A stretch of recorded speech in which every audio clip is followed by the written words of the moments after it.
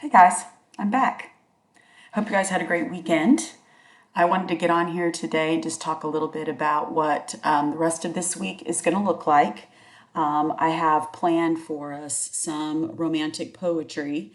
I originally thought I wouldn't do it through our distance learning, but I found some stuff that I could include with what I already had.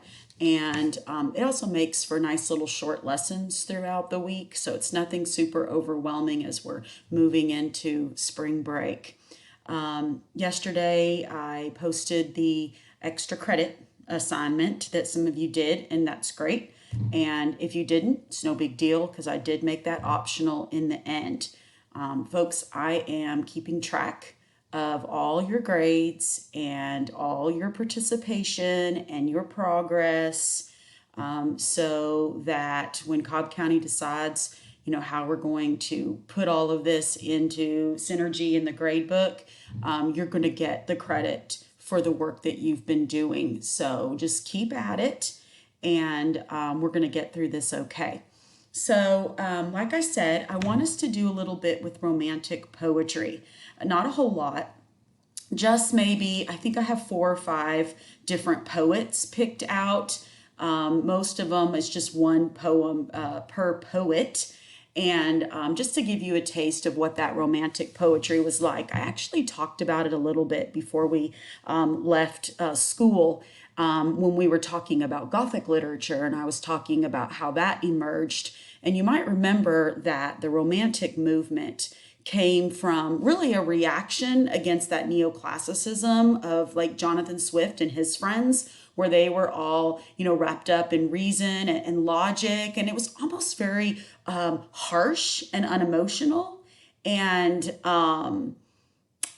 the romantic poets weren't having that. They really felt like humanity needed to get back in touch with themselves, in touch with nature. They felt like we were losing a piece of ourselves because we had become so industrialized and materialistic, and really not focusing on some of the, I guess, spiritual, creative, and imaginative sides of who we are as human beings. Thus, the Romantic movement was born. Now, it's really, well, I mean, Gothic literature is part of that, and you see that very emotional, very, very much about the imagination. But the poetry was really a movement of this group of friends, and there was 6 or 7 that are really considered the most popular. It's Wordsworth and Blake and Shelley and Coleridge and Keats and Byron, names that are pretty familiar to people in the literary world. And they wrote these poems that are full of imagination and creativity and nature and feelings, and a bit of a rebellion against any kind of control. I have a longer PowerPoint. I'm going to show you a couple of things and I'll let you go. I have a longer PowerPoint, but I'm not going to show you the whole thing. Really, I just wanted to show you the common characteristics of romantic poetry that we often see in these poems that we're going to be reading. And I've listed 8 there. Now, not every single poet concentrates on all 8 of them. You'll probably see like a combination of 4 or 5 characteristics in each of the poem, but there's certainly some commonalities. You're going to see more concern and sympathy for common everyday people rather than, in the Middle Ages, very often centered around nobility and knights and so forth. Now we're looking at just common everyday existence. And you'll see that continue throughout British literature in the novels that they write as well, but certainly in this poetry. As I've already said, number 2, you're going to see more of the imagination, sometimes even the supernatural. Gothic literature falls into that. Number 3, rebellion against any form of tyrannical control. Remember, this is a time period where worldwide we're seeing revolutions and rebellions, and that was really taking hold in Britain as well. Love of nature. the very first poem you're going to do, it's going to be immediate. You'll see that, okay, embracing nature, this idea that if we got back out into nature more, maybe we'd have a better understanding of ourselves as individuals, and as human beings. And I don't know, are we getting a little bit more of that now? Like, it's one of the only things that we have to do is go outside and like take a walk or hang our Eno from 2 trees in the backyard and just, sit out there. And I don't, maybe we're getting a little bit back in touch with this kind of stuff. Something to think about. Number 5, interest in past legends. They were really big on King Arthur stories, but kind of revamping them a little bit. So some of the most famous King Arthur stories were actually told in this time period, some that exist still in our lore today. Number 6, things that are a little bit lonely and melancholic. And they don't look at loneliness as a bad thing.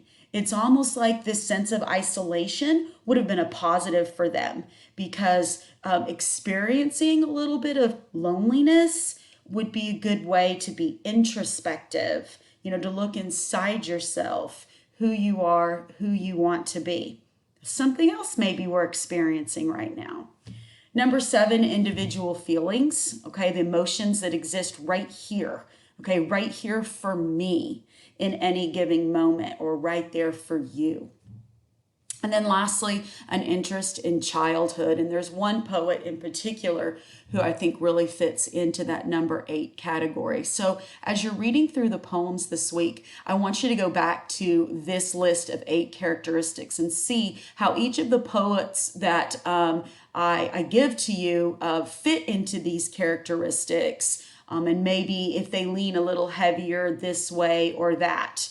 The father of the Romantic movement was a guy named William Wordsworth, and he's really all about feelings and melancholy and nature.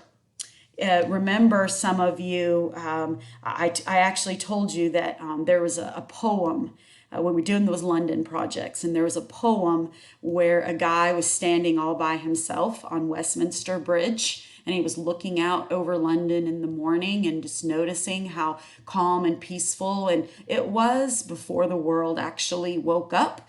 And he was really appreciating the beauty of the stillness around him. So if you had that Westminster area, you might have remembered that. It's not the poem that we're going to read, but it's the same guy.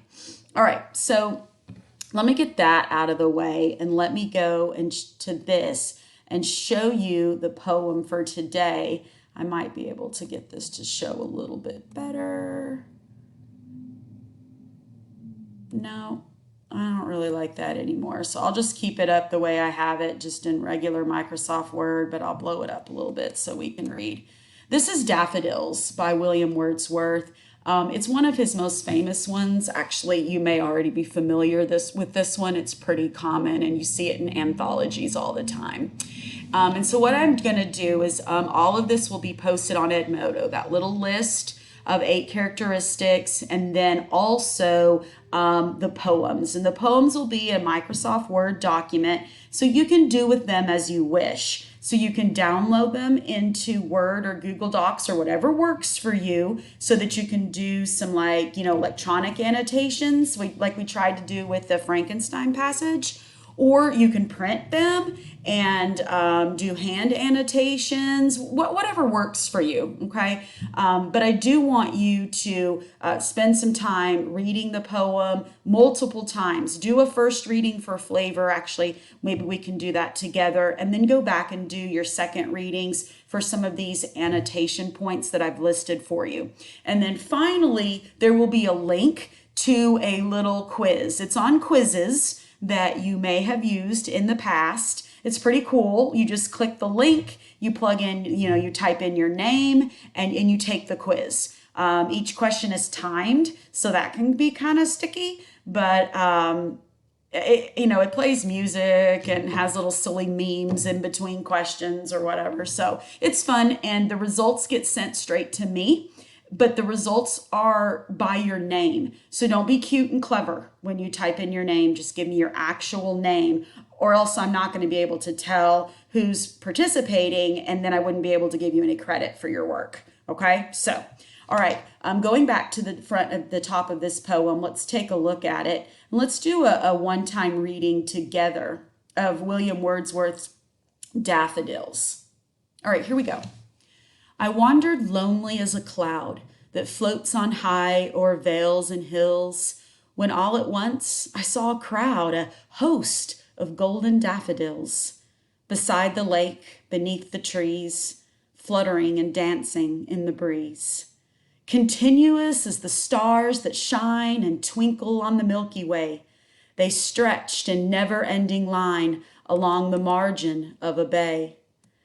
10,000 saw I at a glance, tossing their heads in sprightly dance.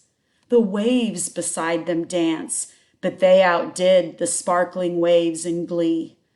A poet could not be but gay in such a jocund company. I gazed and gazed, but little thought what wealth the show to me had brought. For oft, when on my couch I lie in vacant or in pensive mood, they flash upon that inward eye, which is the bliss of solitude. And then my heart with pleasure fills and dances with the daffodils. I love that poem. It's just so happy. And I've kind of had that kind of moment, the same kind of moment that he's having without really realizing it. And you go back and you look at something and you realize how much you really appreciated that moment. Hopefully you see some of the things that I was talking about earlier, that love of nature, that loneliness and isolation, and what we can actually win from being isolated from time to time. So I've given you some annotation points at the bottom here to look for those characteristics of romantic poetry. Like I see at least 4. Look for some of that other figurative language, and then there's some specific lines, okay? So take some time today, read the poem, do some annotations, and then hop on the quizzes and try your hand at the, I don't know, there's probably 8 or 10 questions over just this poem. I'm going to throw out a couple of poems every day for you guys to do the same thing, to read and annotate and take these quizzes, and that's going to round us out for this week. All right, so you kind of know what to expect between now and Friday. All right, have a great day. And if you have any questions, just shoot me an email and or a message is really better on Edmodo, and I'll get back to you as quickly as I can. All right, see ya.